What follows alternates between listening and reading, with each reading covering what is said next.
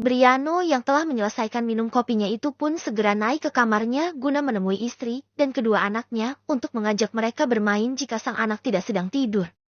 Namun, sesampainya di kamar, ternyata kedua anaknya sedang tidur di dalam boks mereka.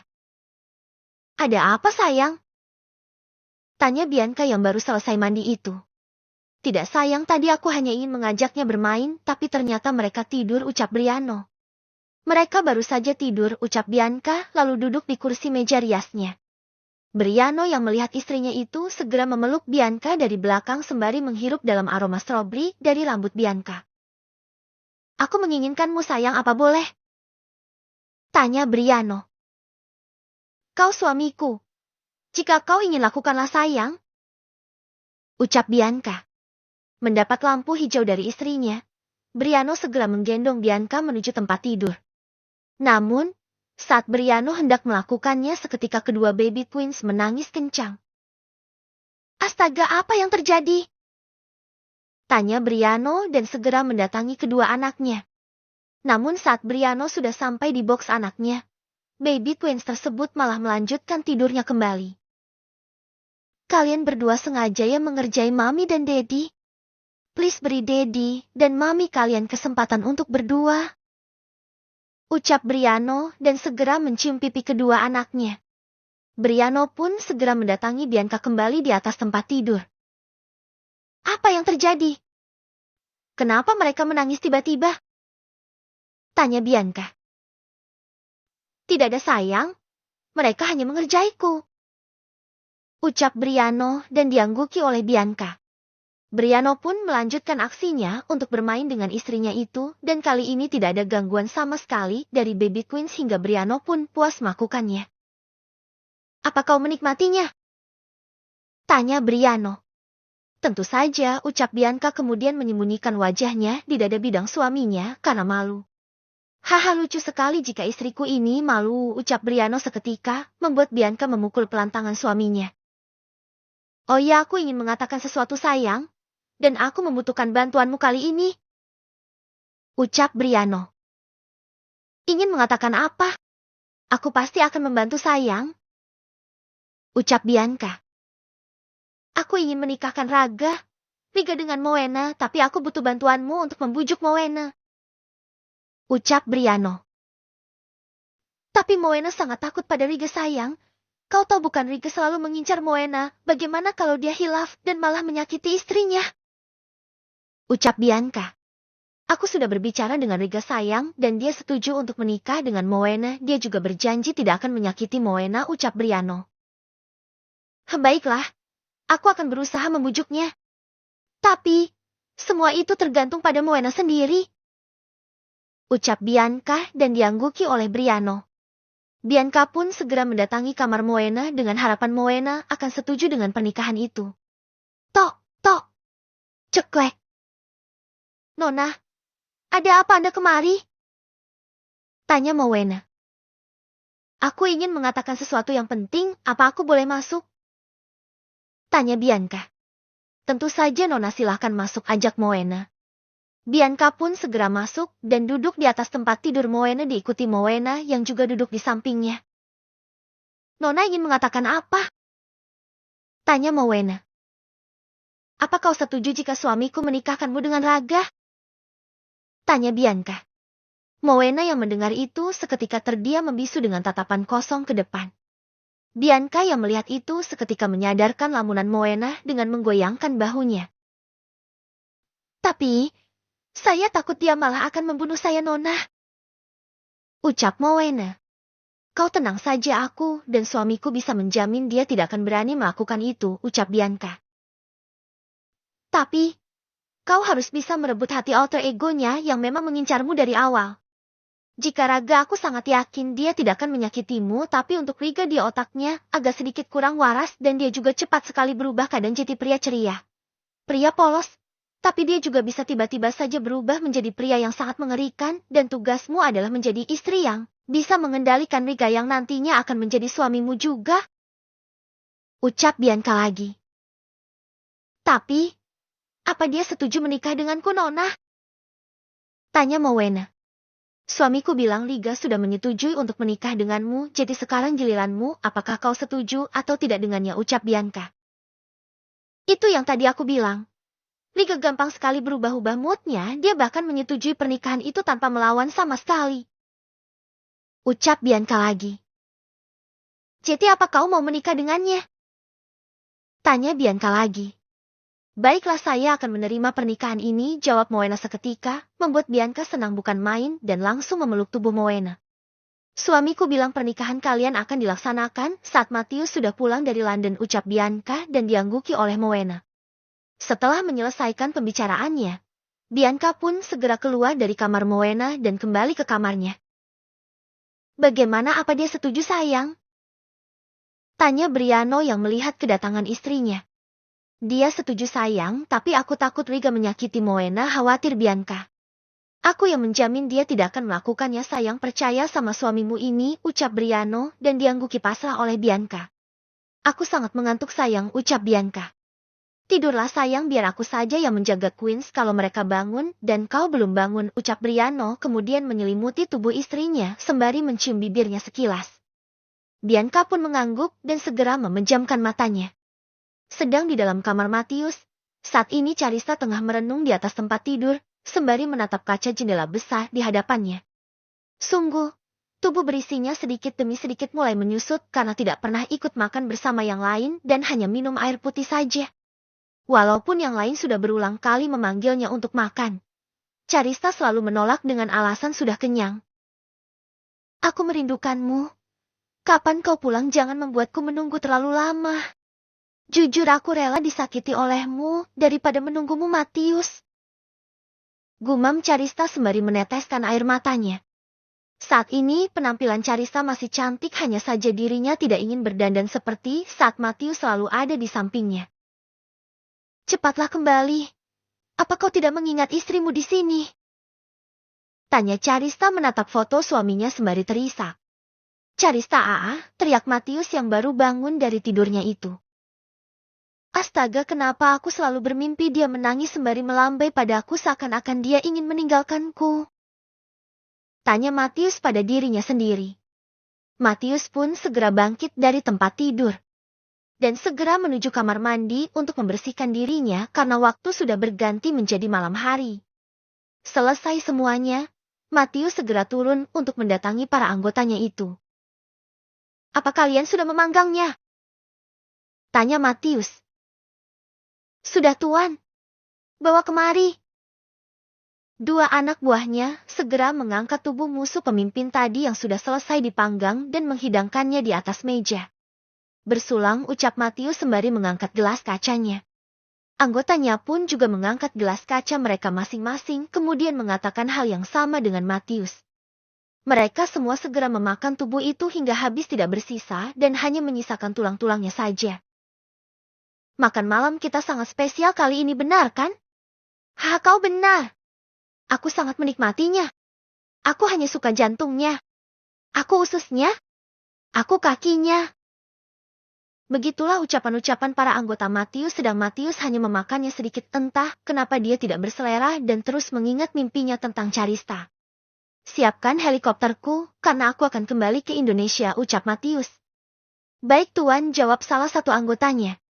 Sesuai perkataan Matius, salah satu anggotanya segera menyiapkan helikopter untuk keberangkatannya menuju Indonesia. Selamat tinggal, Tuan, ucap salah satu anggota Matius memberi hormat kemudian diikuti oleh yang lain. Helikopter Matius itu pun terbang meninggalkan London menuju Indonesia. Kau benar-benar selalu mengganggu pikiranku, Carissa, tunggu saja aku pulang. Gumam Matius. Bab ke-62. Kau benar-benar selalu mengganggu pikiranku, Carissa, tunggu saja aku pulang. Gumam Matius. Malam hari. Saat ini semua orang tengah berkumpul di ruang makan untuk makan malam. Namun, lagi-lagi Carissa tidak turut serta dengan yang lain. Apa dia tidak takut mati? Kenapa tidak pernah turun untuk makan? Ucap Briano pada yang lain.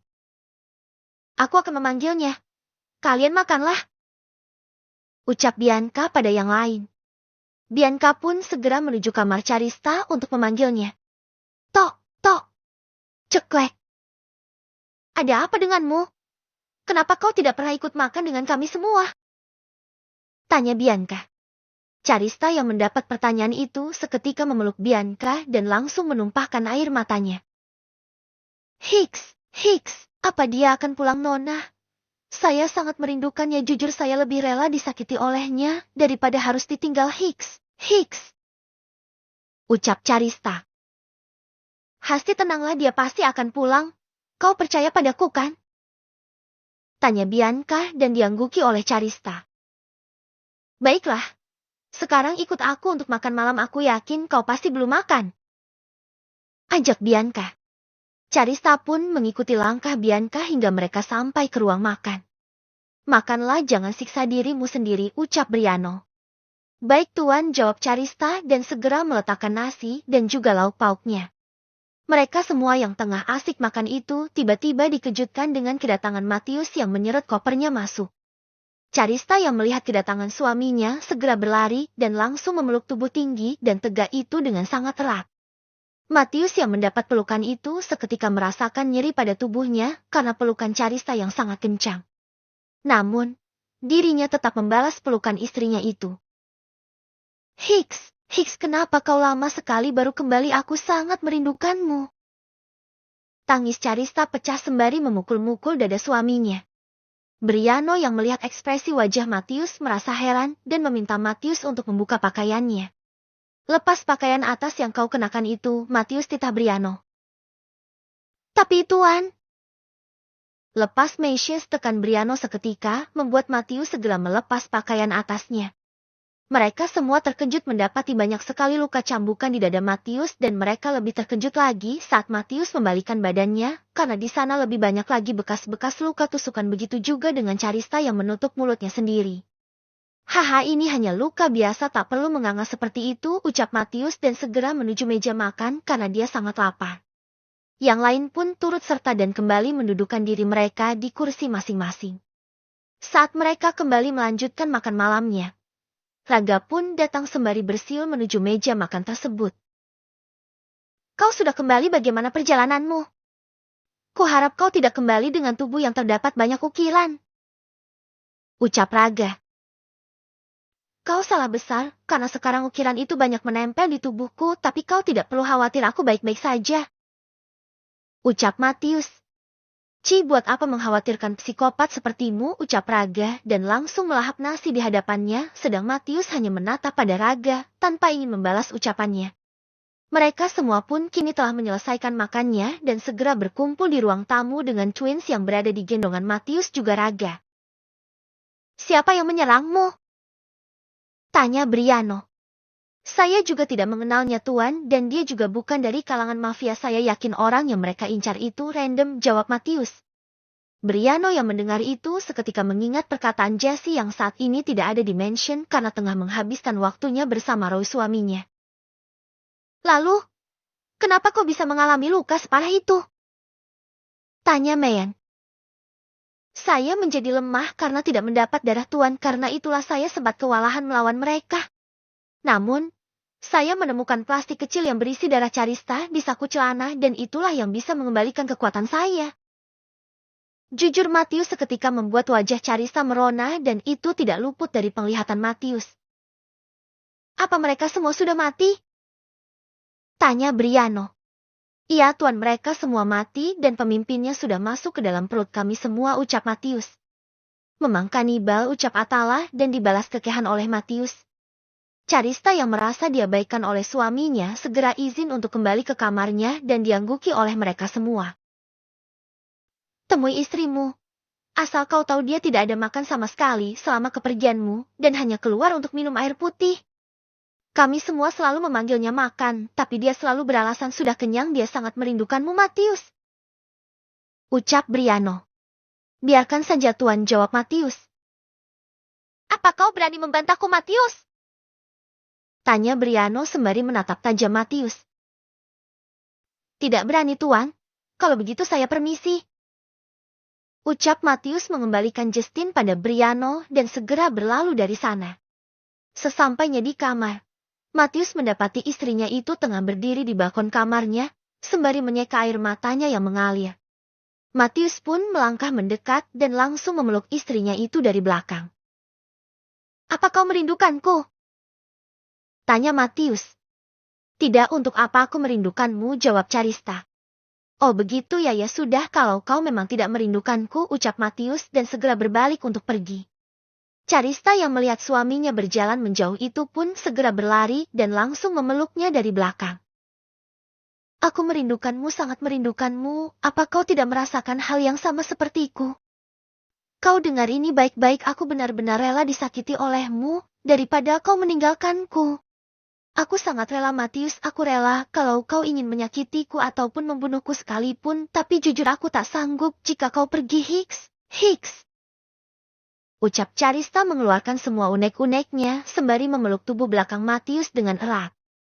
Matius yang mendengar itu pun seketika memegang kedua tangan Carista yang terselip di bawah keteknya dan membawa Carista untuk menghadap padanya. Aku baru meninggalkanmu 4 hari, Carista, secepat itu, kah kau merindukanku? Untuk apa kau merindukan pria sepertiku, untuk apa? Tanya Matius. Karena aku mencintaimu, Mesias, teriak Carista memenuhi ruangan itu. Aku mencintaimu, benar-benar mencintaimu, Hicks. Hicks. Ucap Carista dan langsung mendudukkan dirinya di lantai putih itu dengan air mata yang terus membasahi pipinya. Matius yang melihat Carista terduduk itu, segera berjongkok dan mengangkat dagunya hingga terdongak. Kau tidak pantas mencintai pria sepertiku, Carista, ucap Matius. Tapi aku punya hati dan hatiku hanya memilihmu yang sekarang sudah menjadi suamiku. Jawab Carista. Beri aku waktu untuk bisa membalas cintamu, kumohon, ucap Matius sembari menghapus jejak air mata di pipi Carista. Carista pun mengangguk menanggapi permohonan Matius. Sekarang istirahatlah, aku akan keluar untuk menemui yang lain. Ucap Matius. Carista pun segera bangkit dari duduknya menuju ranjang empuknya itu. Matius pun segera menyelimuti tubuh Carista dan hendak berlalu dari sana. Namun, tangannya tiba-tiba ditahan oleh Carista. Jangan pergi, ucap Carista memohon. Iya, aku hanya berkumpul bersama yang lain di ruang tamu, setelah itu aku akan kembali, sekarang tidurlah, ucap Matius. Carista pun segera memejamkan matanya dan tidak lama kemudian ia pun tertidur. Melihat Carista sudah tidur, Matius segera berlalu dari sana dan tidak lupa untuk menutup pintu itu. Sesampainya di bawah, ternyata hanya tersisa Briano dan juga Raga karena yang lain sudah masuk ke dalam kamarnya masing-masing termasuk Romeo yang selalu menemani istrinya Chelsea. Karena kau sudah kembali, pernikahan Raga dan juga Moena akan dilakukan hari, ucap Briano. Apa? Menikah? Tapi saya tidak ada menyetujui pernikahan itu, Tuan. Jawab Raga. Memang bukan kau tapi Rigalah yang menyetujuinya, ucap Briano.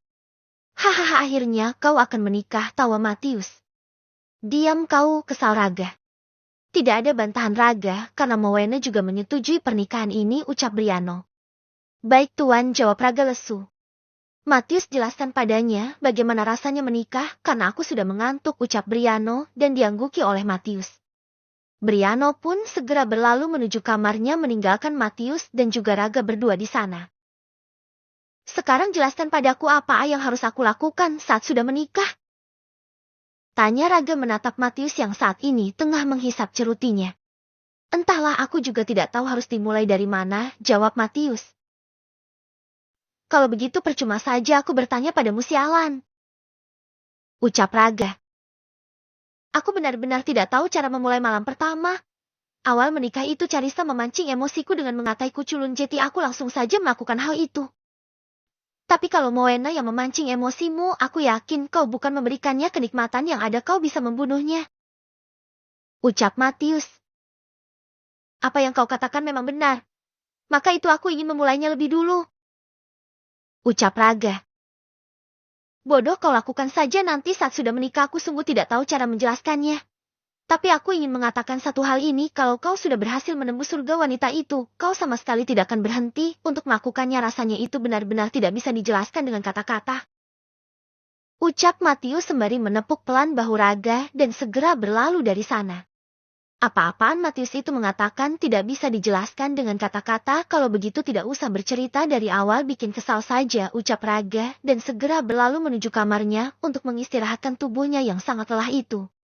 Sesampainya di kamar, Raga dibuat pusing dengan Riga yang selalu bertelepati padanya. Berhenti menggangguku, Riga, siap. Kenapa kau tidak memberitahuku kalau kau menerima pernikahan itu? Tanya Raga. Haha, kejutan aku hanya kasihan padamu karena selalu mengunci hatimu agar tidak tertarik pada wanita. Aku sadar kalau kau juga butuh pendamping. Jawab Riga. Tumben pikiranmu jernih, ucap Raga. Tapi ini tidak gratis, ucap Riga. Lalu, apa aku harus memberimu uang begitu? Bagaimana caranya, ha? Apa aku harus mentransfer uang itu lewat pikiranku? Tanya Raga. Bodoh, uangmu-uangku juga, sialan. Lalu, aku juga ingin menikmati Moe Nejeti, bukan kau saja, ucap Riga. Hanya itu. Terserah kau saja. Jawab Raga. Oke deal, ucap Riga. Deal. Sudah berhenti menggangguku, aku ingin istirahat. Ucap Raga dan segera memejamkan matanya. Semua orang pun sudah tidur di kamarnya masing-masing. Sedang Roy dan Jessie yang baru tiba itu juga pergi ke kamarnya untuk beristirahat setelah seharian full menghabiskan waktu berdua karena sekian lama terpisahkan dengan kejadian naas yang telah merenggut kehidupan orang tua Jessie.